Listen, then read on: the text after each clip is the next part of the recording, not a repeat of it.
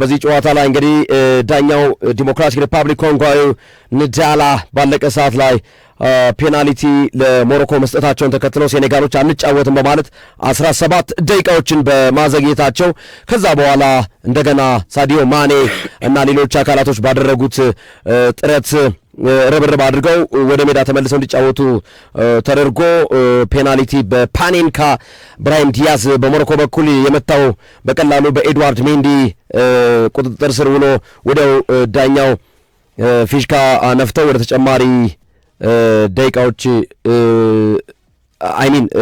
ሴኔጋል ዋንጫ የወሰደችበት ሂደት እንዲፈጠር ተደረገ። ወደ ተጨማሪ ደቂቃዎች ከመሄዳቸው በፊት ማለት ነው። ሊሄዱ በተቃረቡበት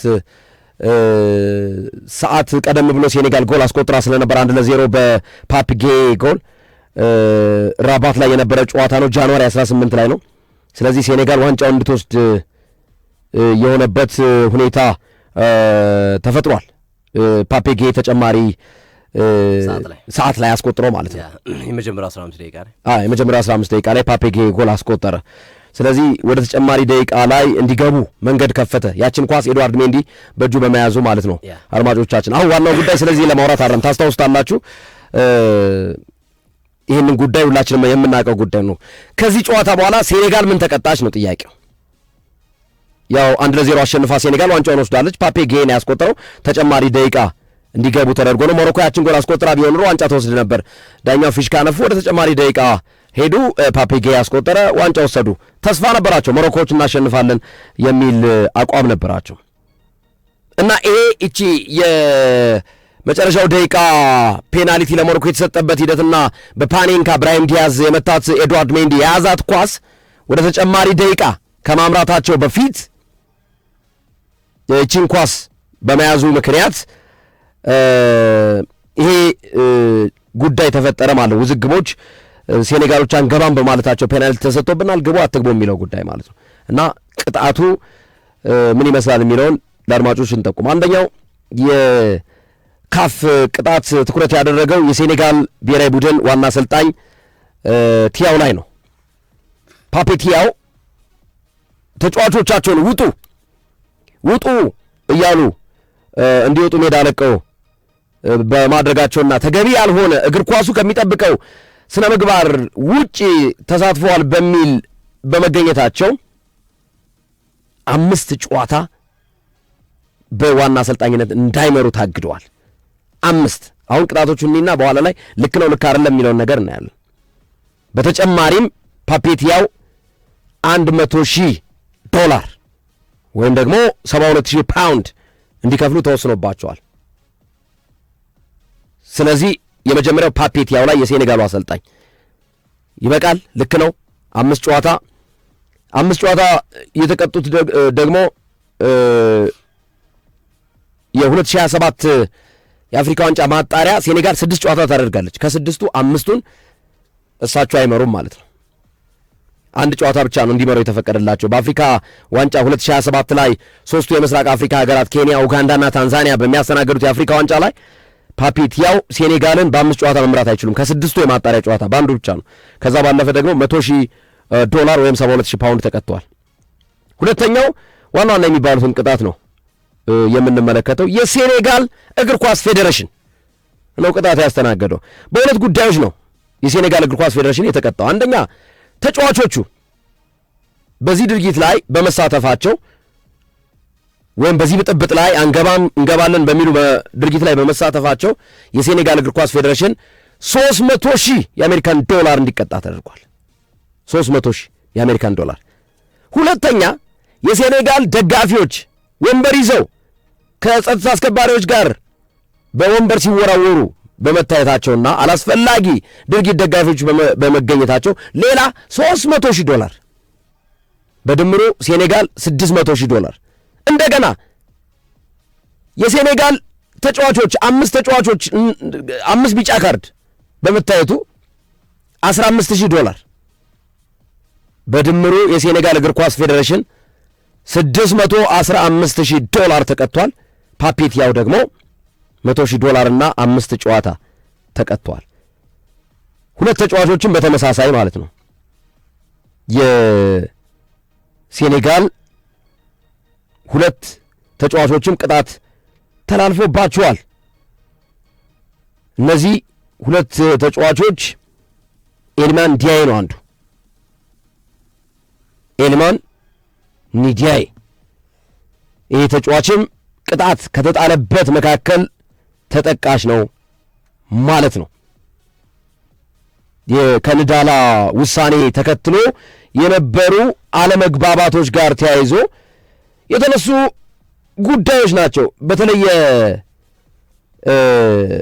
ፓፔቲያው በካናዳ በሜክሲኮ እና በአሜሪካ በሚካሄደው የዓለም ዋንጫ ላይ አይሳተፉም ተብሎ ሁሉ ተወስኖባቸው ነበር።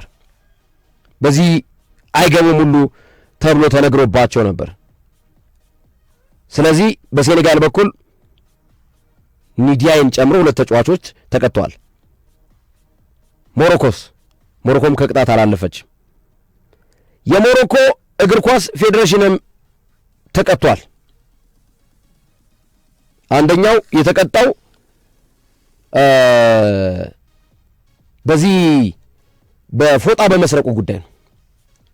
$100,000 ኳስ አቀባዮቹ ቦልቦይ $100,000 ቅጣት ተጥሎባቸዋል። ሲሰርቁ ነበር። የኤድዋርድ ሜንዲን ፎጣ ቶሎ ሲሰርቁ ነበር። እንደገና ደግሞ ውዝግቦቹን ውስጥ አብረው በመሳተፋቸው ሌላ $200,000 የሞሮኮ እግር ኳስ ፌዴሬሽን እንዲቀጣ ተደርጓል። ሳይባሪ በተጫዋች ቅጣት ያስተናገደ 3 ጨዋታ ሳይባሪ እነ ኤልማን ኒዲያይ ደግሞ 2 ጨዋታ እና ገንዘብ 2 ጨዋታ እነ ኤልማን ኒዲያይ የኤቨርተኑ ተጫዋች ነው። በአንጻሩ ሳይባሪ 3 ጨዋታ። እነዚህን ቅጣቶች እንዴት አያቸው ሶፊ? ውሳኔው እንዴት አየው? ገንዘቡ በጣም የተጋነነ ነው። ብዙ ብር ነው። በነገራችን ላይ ወደ 100 ሚሊዮን ብር የሚጠጋ ገንዘብ ነው የተቀጡት ሴኔጋሎች። ወደ 100 ሚሊዮን ብር በኢትዮጵያ ማለት ነው። በዶላር ስናስበው ነው $615,000። በርከት ያለ ገንዘብ ነው የተቀጡት። የፓፔቲያውን ሳይጨምር ማለት ነው። በርከት ያሉ ገንዘብ ነው የተቀጡት። ያው ብዙ አነጋጋሪ ነገር ነበር። በነገራችን ላይ ፒቲሽን ሁሉ አሰባስበው ሞሮኮች ዋንጫ ይነጠቅልን የሚል ጥያቄ ሁሉ አቅርቦ ነበር። ካፍ ሪጀክት አድርጎታል፣ እሱን ውድቅ አድርጎታል። ዋንጫ አልነጥቅም ብሏቸዋል። ስለዚህ በዚህ መንገድ የተከናወነ ነው። ያው ሳዲዮ ማኔ ስፔሻሊ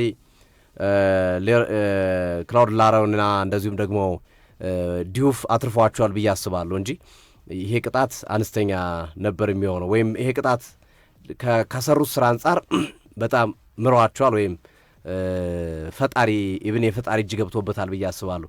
የሴኮንዶች ልዩነት ነው። ዳኛው ፊሽካ ቢነፋና ጨዋታውን ቢዘጋው ከዛ በኋላ ሴኔጋል እድሜ ልኳን በካፍም በፊፋም እንዳትሳተፍ የተወሰኑ ዓመታት የሚወሰንበት ከዛ ባለፈው ዋንጫውንም ለሞሮኮ የሚሰጥበት ሂደት ነበር የሚኖረው። ስለዚህ ማኔ ትልቅ ታሪካዊ ስራ ነው የሰራው። በዚህ ሂደት ክላውድ ላሮይና እንደዚሁም ኤልሃጂ ዲዩፍም ሊመሰገኑ ይገባቸዋል። ስፔሻሊ ማኔ ግን ፈራተባ እያለ አይሆንም እያለ ከመጀመሪያው ጀምሮ ተከላክሎ ያደረገው ነገር ሴኔጋልን ቢያንስ አደጋውን ችግሩን በከፍተኛ ሁኔታ ቀንሶላታል ብዬ አስባለሁ። እና ያ ያመጣው ነው የማኔ ያመጣው ሂደት የፈጠረው ነገር ነው እንጂ አስቸጋሪ ነበር የሚሆነው። ቅጣቱ ከባድ ሊሆን የሚችልበት እድል ይሆናል ብዬ አስባለሁ። በደንብ የመረመሩት ይመስለኛል። $615,000 ሴኔጋል እንደ ፌዴሬሽን $615,000 ሴኔጋል፣ $100,000 ፓፔቲያውና 5 ጨዋታ እንደገና ኢልማን ኒዲያይና ሳር 2 ጨዋታ በሴኔጋል በኩል ቅጣቶቹ እነዚህ ናቸው። 300,000 ያ ቴክኒካል ኤሪያው ላይ እንገባለን አንገባም፣ 300,000 ደግሞ ደጋፊው ወንበር ሲወረውር። ሁለቱም ላይ የወሰኑት ውሳኔ በተለይ ለአፍሪካ እግር ኳስ ትምህርት የማይሆን የሰሩት ስራ ሁለቱም ዋንጫ የነጠቀ የሚል እንኳን ያን ያህል ፍላጎት የለኝም፣ ግን ጠንከር ያለ ቅጣት ቢቀጧቸው ሌላ ጊዜም ማስተማሪ እንዲሆን ቢያንስ አንድ የአፍሪካ ዋንጫን መቅጣትና መሰል ነገሮችን ጠንከር ቢያደርጉባቸው ጥሩ ነው ብዬ አስባለሁ። ከሞላ ጎደል ግን ውሳኔው በዚህ መንገድ ተጠናቋል። ግርምዬ የሞሮኮ ኢስማኤል ሳይባሪ 3 ጨዋታ ነው የተቀጣው። አችራፍ ሐኪሚ ደግሞ 2 ጨዋታ፣ ግን አንዱን በ12 ወራት ውስጥ በተከታታይ ሳይሆን በ12 ወራት ውስጥ መርጦ የሚቀጣው ይሆናል። ኢስማኤል ሳይባሪ ግን 3 ጨዋታ $100,000 ጋር አብሮ ቅጣት ተላልፎበታልና ሌዘር ጄት ይሄ ሞሮለስ ግርምዬ ሴኔጋል ያው ሽልማቷን መልሳ ለካፍ የምትሰጥ ነው የሚሆነው። ሴኔጋል ሁለቱም ሞሮኮም እንደዚሁ ሞሮኮም እኮ $200,000 ተቀጥቷል። የቦልቦይስ ፎጣ መስረቃቸው $200,000 እንዲቀጡ አድርጓቸዋል። $15,000 ደግሞ ሌዘር ጄት በማውራታቸው $215,000 ይመጣል። እንደገና የቪዲዮ አሲስታንት ረፈሪውን በመክበባቸው $100,000 $315,000 የሴኔጋል እግር ኳስ ፌዴሬሽን $615,000 የሞሮኮ ደግሞ $315,000 በተጨማሪ ፓፔቲያው $100,000 ኢስማኤል ሳይባሪ የሞሮኮ ተጫዋች 3 ጨዋታና $100,000 ቅጣት ተጥሎባቸዋል። የፓፔቲያው ግን ያነሰ ይመስለኛል የፓፔቲያው ምክንያቱም ለቃችሁ ውጡ አይነት ነገር ነው ያሳየው እና እሱን የሚቀጣው በአፍሪካ ዋንጫ ማጣሪያ ላይ ነው። ሴኔጋል አንሷል። እኔም ሴኔጋል አንሷል ከሚለው ውስጥ ነኝ። $10 ሚሊዮን ነው ሻምፒዮን ያገኙ። ስለዚህ ከሳች ጋር ያካፍላሉ ማለት ነው። $10 ሚሊዮን ነው ያገኙት። ብዙ ነው ሽልማቱ። $10 ሚሊዮን ነው። ከሱ መካከል እንግዲህ 600-700 ይሰጣሉ። 615,000 የሴኔጋል እግር ኳስ ፌዴሬሽን የፓፔቲያውንም ከከፈሉለት $715,000 ይሆናል ማለት ነው። አዋጭ ነው። አዋጭ ነው። ሁለተኛው ወጥቶ $4 ሚሊዮን ነው ያገኘው ሞሮኮም በተመሳሳይ የሞሮኮም ቅጣት $315,000 የኢስማኤል ሳይባሪን ከከፈሉለት $415,000 ስለዚህ ትርፍ አላቸው። ሞሮኮ ኦልሞስት ከ3 ሚሊዮን በላይ ትርፍ አላት። ሴኔጋል ከ9 ሚሊዮን ዶላር በላይ ትርፍ አላት ማለት ነው። ትክክል ነው። ይሄን ያለው ግን ሞሮኮች የሚያስቆጫቸው በኋላ ላይ ጊዜ የሚፈታው ቢሆንም ሆን ብሎ ነው ሆን ብሎ አይደለም ፔናልቲውን የሳተው የሚለው ጉዳይ እሱ ጉዳይ እውነታው ሲወጣ ብቻ የሚያስቆጫቸው ይመስለኛል።